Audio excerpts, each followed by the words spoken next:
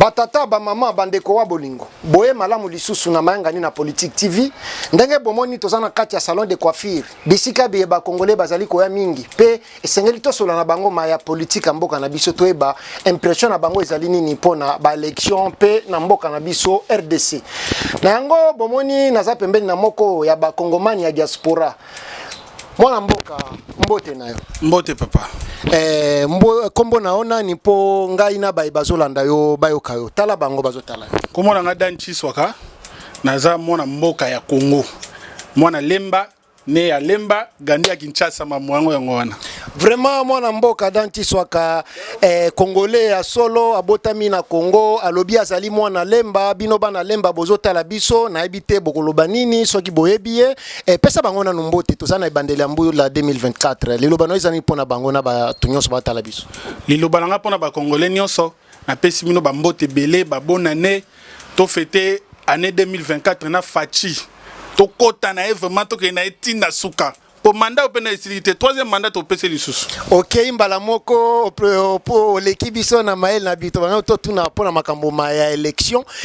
uti ko salema to moni mwana mboka Denis Kadima uti ko proclamer Tshisekedi Félix Antoine Lokola molongi provisoirement en attendant la confirmation en cour constitutionnelle. Yo oza ko sepela nango pe oza ko sepela ngote. Te na sepela nango makasi pona biso ba diaspora to landi élection wana bien.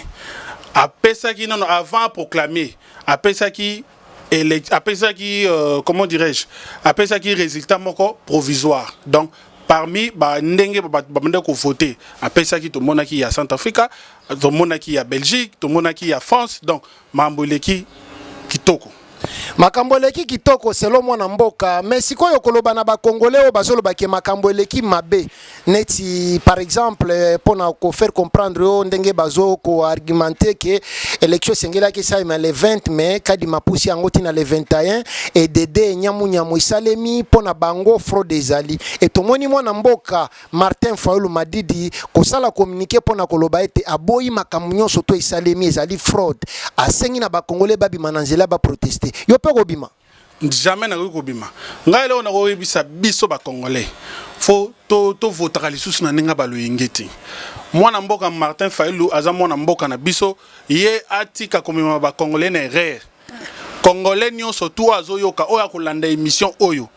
to voter to za na sima fachi po tozomona makambo ezo ko se réaliser tozomona ngo ya likukumate eza ba projet te photo to de la 2060 to mona makambo te azo sala makambo biso ba diaspora tozo sepela na yango mamba ko bimalibanda o ko bimalibanda se gaza congolais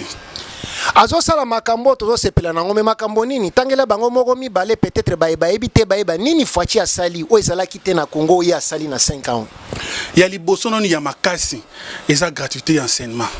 biso no surtout toyebi ba professeur na biso ba bando tank exception ba école primaire ba salaire ni ba bando ko so matala lelo ba professeur ba ozo salaire à combien soki to longwana makambo eza tellement ebele soto bito lobelaka moko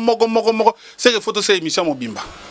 yango nga na wikolo ya makasi eza no gratuité enseignement base ya futur ya pays e bandaka na C donc ton éducation ya C azo bande déjà ça veut dire muto wana za na souci ya mboka pomboke ke liboso mais siko koloba na ba nini na ba congolais bazoloba ke gratuité enseignement et ko boma qualité enseignement pona bango il ne fallait pas gratuité ya batu bafutaka mbongo a cher qualité ezala yo ozoloba nini makanisino ezani ya makasi kuna ko kina na zonga mana munoko mboka luvunu wana maizali vunu gratuité enseignement ezali pengana munga moko na za temo oculaire ya mamba gratuité enseignement wana donc gratuité enseignement ezali bako sabinoti merci mingi mwana mboka na banzi bino batu bozolanda biso boyoki ndenge azali koloba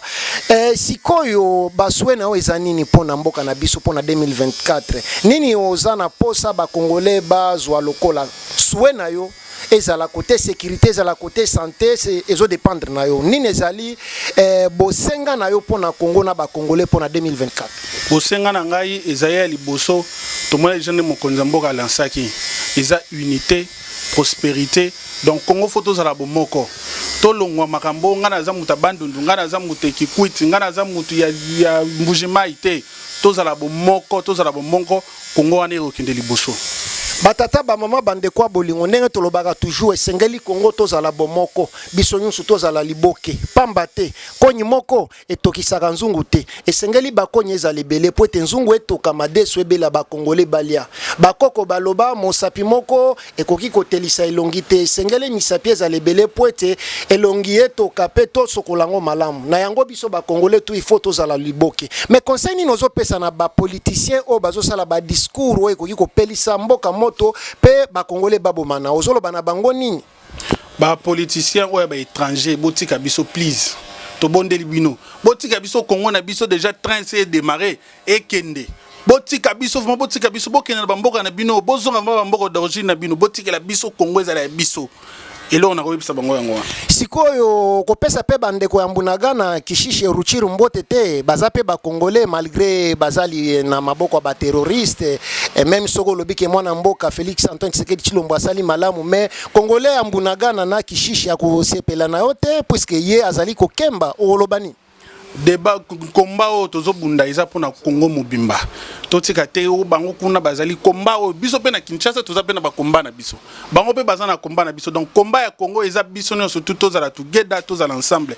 Félix Antoine Tshisekedi azo bunda pona biso nyonso tout to lokwa mandat na ye bandi to mona makambo ya kosala na 5 ans to pesi lisusu nini yo kozala na bosenga omona ye asala pona manda oyo nini ezali priorité pona yo oyo ekoki ko bénéficier na ba congolais yebisa ye Félix Antoine Tshisekedi Tshilombo azoyoka yo peut-être akoki kosalela makanisi mayo ya makasi eza social afin de ça vraiment social cette fois-ci afin de ça social tozo mona pe banda ko zo tongama makambo ebele zo fungama mais base ya payer eza social so social e fandi au moins biso pe ba diaspora to kozonga zonga na mboka na mbango toza vraiment na posa social e fanda merci mingi liloba suka pona lelo pe mbote na bayo toza na ibandeli ya mbula 2024 na pesi mbote na batu nyonso to bayebinga bolanda émission bo s'abonner massivement aux émissions na biso ya bana Centrafrique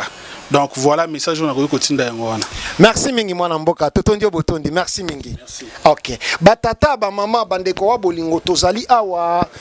tokokuta na toujours na ba congolais nyonso tu esengeli basolola ezali droit na bango bazali bana mboka oyo Patrice Emery Lumumba tikaleki bango mboka oyo Kasavubu na ba misusu batikelaki bango ezali droit bango baloba pe bapesa bango idée ba conseiller ba konzi pe bapesa idée na bango pa ba konzi po ba konzi basalela po na bénéfice ya bana mboka République démocratique du Congo tomonani lisusu merci beaucoup à bientôt.